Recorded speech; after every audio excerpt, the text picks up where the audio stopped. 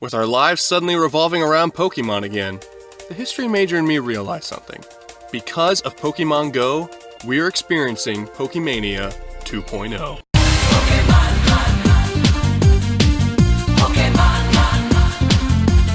Pokémon has always had a special place in my heart, but my biggest regret with the franchise was not truly experiencing Pokémania in all its glory.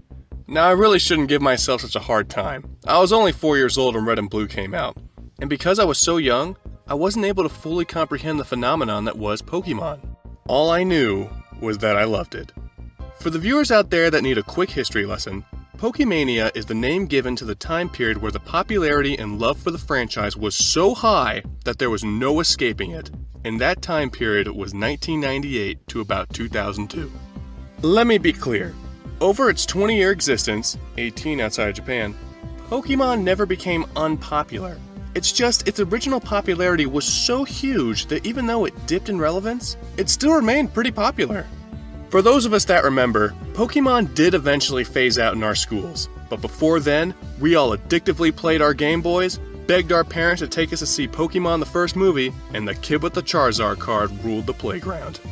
But by the third and fourth movie, and Ruby and Sapphire on the Game Boy Advance, the Pokémania craze began to calm down.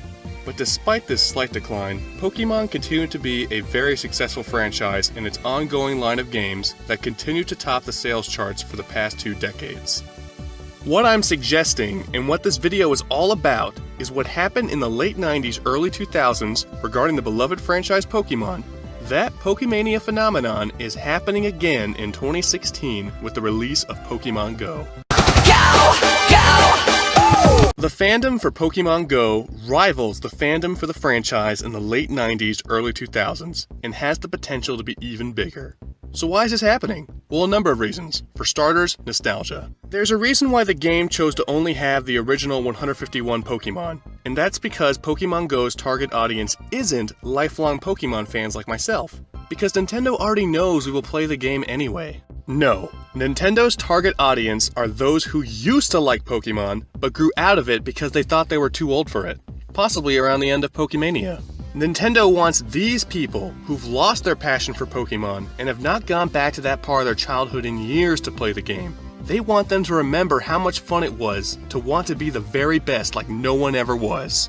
Now, I'm sure the next generations of Pokémon will come with future updates, but to start off, it was important to attract a generation of consumers with Pokémon they were actually familiar with, and it's working.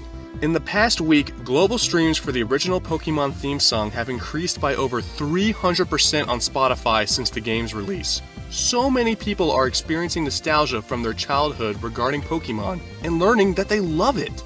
Because of Pokémon GO, more and more people are realizing that it's okay to hold on to your childhood, because it's fun. Another reason why Pokémania 2.0 is happening is convenience. That for the first time ever, Pokémon is available on our smartphones. Pokémon Shuffle doesn't count. Everyone carries their smartphone around with them. In recent years, it has become as necessary as your wallet and keys. You don't leave the house without it. Pokémon GO doesn't require a separate handheld console such as the 3DS, and because of that, Nintendo can reach a much wider audience. This smartphone app, already considered to be the most popular mobile game of all time, was a long time coming. Just like with every popular franchise, we want to be able to experience it in real life, so we pretend. But the release of Pokémon GO took pretending to a whole new level. This augmented reality game has realized our childhood dreams to catch them all and become a Pokémon master. And it wouldn't be possible without the technology of the smartphone and the internet. 2 things that didn't exist in the late 90s, early 2000s. We always wanted a game like this. We just needed to wait for the proper technology. And we needed to wait for Nintendo to finally realize that mobile gaming was hurting their business, and they needed to give in and release games on the smartphone. With the success of Pokémon GO, I'm sure they recognize they made a very good decision. The training, attaining, and being part of the phenomenon. Another reason for the game's success was that it answered a long-time demand from the Pokémon community to make a game that wasn't marketed towards children, but for the fans that grew up with the games. I mentioned earlier how plenty of people grew out of Pokémon, but plenty of other people continued to buy the games despite being in their 20s.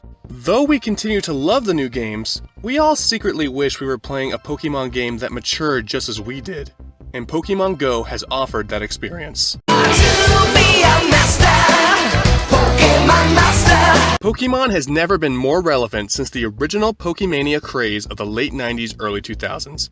We are witnessing history, guys. We are experiencing Pokémania 2.0. It's all over the news and social media. There is no escaping this game, and it happened with very minimal advertising.